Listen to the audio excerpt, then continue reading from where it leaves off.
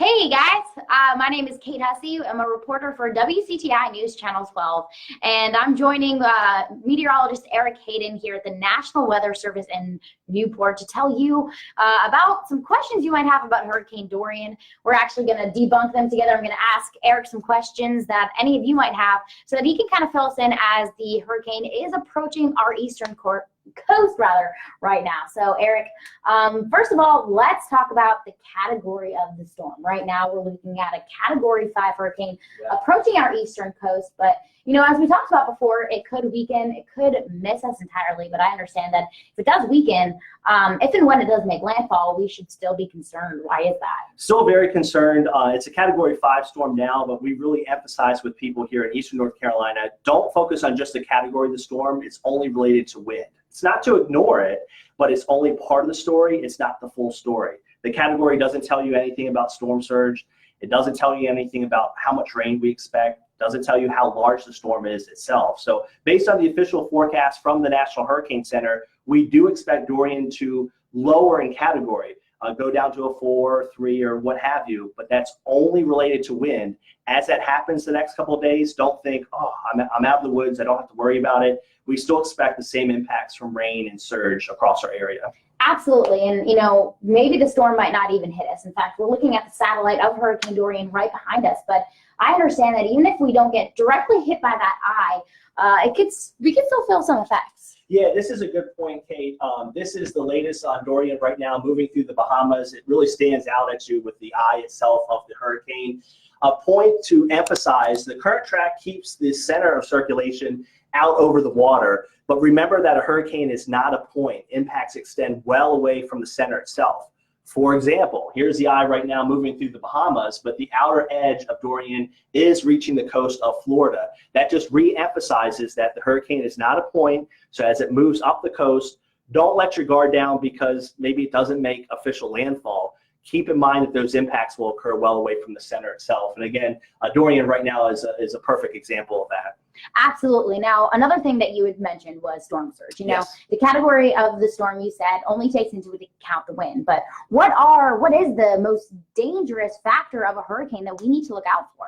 So the category of the storm gets the most notoriety, but it's actually the water that kills the most people, whether it's from storm surge or rainfall flooding.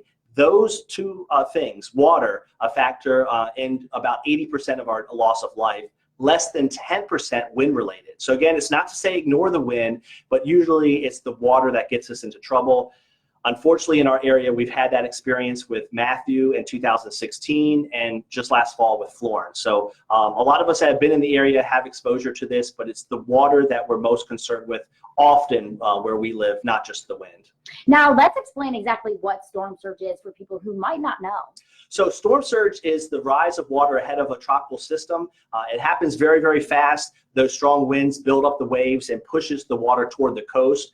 They go toward the coast, or in our area, inland rivers and creeks and streams can rise very, very quickly. And again, that loss of life is water related, whether it's from rainfall, flooding, or storm surge. Now, one thing that you had mentioned earlier was that there's a great chance that we could see some flash flooding, even if we don't get directly hit by this hurricane.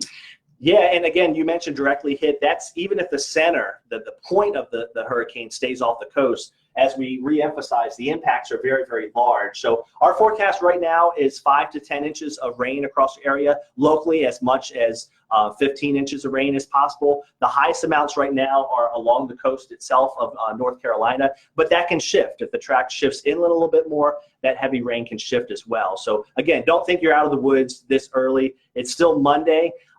So we still have a couple of days to look at things. And that's another point we want to mention. Kate, you've asked this before. We've been on live all morning.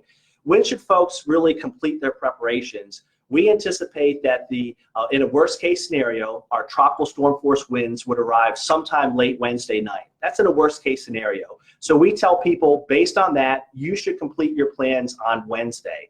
Now, the most likely scenario is for those tropical storm force winds to arrive on Thursday. So if you're thinking, do I still have time?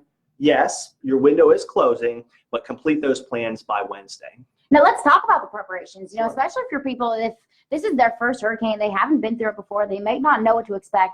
What are ways that they can prepare themselves for that storm? So thanks to my wife, I'm busy here at work preaching preparedness, and I'm too busy in some cases, but that takes me a step back. You're never too busy for preparedness. We really should be doing this June, July, August, making those kits. Anytime we're talking a hurricane kit, we're talking 7 days of non-perishable food, medicine, and water. Why do we say 7 days? Some folks were without power at least 7 days last time around with Florida. So 7 days is kind of a good bar to get through what you may have in your area. When we're talking non-perishable goods, we're talking your canned goods, so pasta, spaghetti sauce, nuts. Buy stuff you're going to eat. So in an ideal world, if you don't have to use it for Dorian, great. Now you have plenty of snacks over the next 6 months. Then next June, July, and August, you restock your kit. So again, buy stuff you're going to eat. Buy stuff that does not have to be refrigerated. This is just a sample of the items. We're on Facebook Live now. If you're just tuning in, comment below. If you've lived here 20 years, let us know what you do in your hurricane kit. Really share those tips with neighbors. Some of the other extra items, first aid kit, not in this tub, but in another one, I've got a NOAA weather radio, so a way for a battery-powered radio to get access to information is always a good idea. You always see this, bottled water, certainly a good thing. I know supplies are running low for some of us. Some of us may not want to wait in line for bottled water. You have plenty of time. You have a lot of containers in your home. You can fill those up with water. You can freeze water if you want to make ice. So not necessarily do you have to run out and get bottled water. You have containers at home. That certainly would be more environmentally friendly if you use those containers at home itself. One last thing, thanks again to my wife for doing this. The lid is over there, but this is in a nice plastic container that will protect it from anything if we have damage to the home. But also, if she needs to evacuate, she can pick this up and go, and she's good to go. You asked earlier, we had some questions about evacuation. That's right. I think a big thing for people was, when should they evacuate? How do they know if they're supposed to evacuate? But I understand that that's not something you necessarily deal with. Where do people go to look for those evacuation notices? So that's right. We don't do evacuations in terms of the Weather Service. Our mission is to protect life and property. We don't tell you when to evacuate, if you should evacuate, but we're in constant communication with our public officials. A shout out to those local emergency managers. They are working day and night before the storm arrives to take our information and then give it to you, tell you what you need to do. So that's key. We provide the information for the evacuations. While we don't do evacuations, going back to that timing, worst case scenario, the winds would pick up, tropical storm force, sometime late Wednesday night, most likely Thursday. So we keep preaching. Our window is closing, but if you complete your preparations by Wednesday, you'll be okay. Now, in terms of things that you do deal with, Sure. What you do issue are watches and warnings. Now, let's talk about the difference between a watch and a warning and when you would issue one of those if necessary. Sure. So anytime we issue watches and warnings, it could be hurricane, tornado, or even winter storm. A watch means that conditions are possible. A warning means it's imminent. It's going to happen. The analogy we like to use, I like to cook, say you're baking brownies. A watch would be your oil, your water, your eggs are all on the counter. You know what's probably going to happen. Your conditions are ready, but it hasn't happened yet.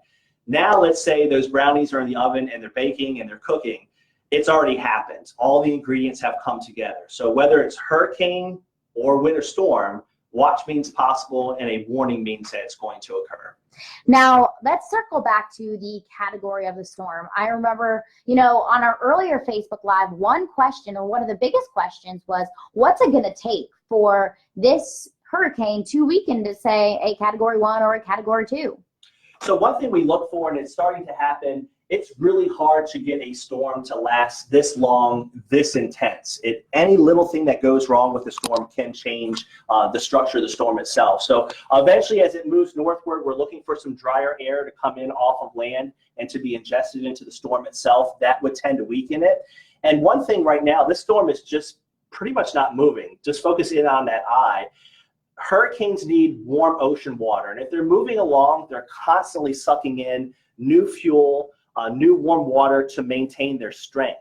If they stay in the same spot, there actually is something called upwelling, pulling up cooler water from beneath, and that will tend to weaken the storm itself with time. So the drier air, in addition to that upwelling of cooler water, we think is going to weaken the storm. And I say we, the men and women of the National Hurricane Center in Miami, Florida, do an excellent job. They are the folks that are responsible for the forecast. We focus on the local impacts here in Newport. So whether you're watching us from Florida, Maine, or New York City, you have a local office that takes that message from the Hurricane Center and then brings it into the local level, the impacts that you can expect, and really the messaging of things you should focus in on. So thanks to those men and women down at the Hurricane Center, they are making an excellent forecast with Dorian. So again, dry air could weaken it, and also the cooler ocean water since it's moving so slow. Now, you've mentioned, depending on where you are, in fact, we have a lot of people commenting that, hi from Newport, hi from Williamson, and hi from Surf City. And another question from New Bern, how much storm surge in New Bern? So I think for our viewers, we're really concerned how it's going to hit their particular area. When can they be sure how it's going to affect them? Can they ever be sure until it hits? Yeah, and we really feel for you folks in New Bern, any of those locations that saw the really devastating storm surge that we had last year with Florence. We know some of you are still not back in your homes. You're waiting for repairs. We feel you. I drive into my neighborhood. Folks still are not back in their homes. So we understand your concern. It is Monday morning, and with a most likely near our coast on Thursday, just a little too far out for specifics on storm surge. We do think they'll be significant in our area in addition to the rain threat, but it's really the exact location of where the storm moves and the intensity. Once we start to know more of those specifics, then that'll give us a better idea. One reason why it's so difficult with the hurricane forecasting is the storm is really slowing down. So if you had a storm moving along at a measured rate, you could time out features that could potentially lift the storm away or draw it into the coast. When it slows down like this, it complicates things. What feature north and west of the system or nearby will influence where it will go? So this was anticipated in terms of slowing down. Now we're just waiting to see when or if or how the storm turns to the northwest, eventually to the north. And I think that leads us to another great question and a really great point is you mentioned all of those people affected by Hurricane Florence last year. Now, a lot of them might be thinking, well, if I got hit really badly last year, I might get hit again this year. Or, on the other end of the spectrum, people who were completely untouched or unscathed last year might think, well, I survived Florence, I will be fine during Dorian if it does hit us. But I understand that you can't go by past experiences. That's right. In fact, the three main points we try to emphasize with any storm: don't focus on just the category of the storm itself. Impacts will occur well away from the center. And number three, no two storms are alike. Each hurricane or tropical system has a different personality. So just because you escaped Florence in terms of damage doesn't mean you'll be so lucky this time around. It all depends on where the storm tracks, how large it is, which water body does the surge go up. Is it this river, is it this creek, or is it oceanside? So you can't compare Florence or any past storm and thinking that, oh, I escaped that one, I should be okay with any storm. You can use that knowledge for the future. How did you prepare? Where did you go? What were some things that you would do differently? I know I would do some things differently this time around. What would you do differently this time around with a storm approaching our area? And Kate, that gives us to another point. We have a lot of new people to the area. We've mentioned this before throughout the morning. Camp Lejeune, Cherry Point, a lot of military were not in the area last fall. So they have not been through a storm. And we have a beautiful area. The beaches are outstanding. It's kind of a good secret in our area. A lot of people moving down from the north. You may not have been through a storm before. Talk to your neighbors. Neighbors that are watching right now on Facebook Live, comment below, what would you do differently? What do you have in your hurricane kit? Those messages we need as a community to come together and echo, because it does us all good if we're all on the same message with a consistent message for the community. Definitely, and I think this is a great point to maybe even end on is, Sure. When we or this is a great place for collaboration in terms of giving each other advice, neighbor to neighbor. But sometimes social media isn't the best source for certain information. What do people need to look out for when they're looking for their sources and looking for their information about this upcoming hurricane? That's a great point. There's a lot of information out there, a lot of people that are enthusiastic about forecasting, and they share different computer models.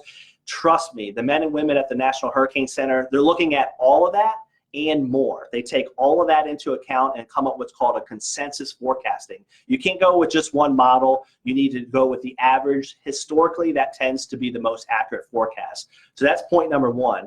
Point number two, follow your official sources for information. We've got links below. Hurricanes.gov, that will take you to the National Hurricane Center page. Anywhere in the country, California to Maine to Florida, if you just go to weather.gov, click on your part of the country that you live in, you'll get your local forecast for the area.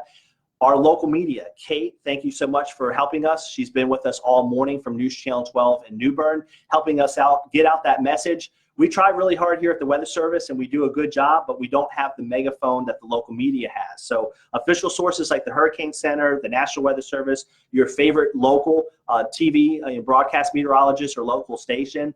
And last but not least, the fine folks, the men and women at local emergency services. They are working day and night on those possible evacuations, what you should do, and things of that nature. So your county government, a lot of them have Facebook pages.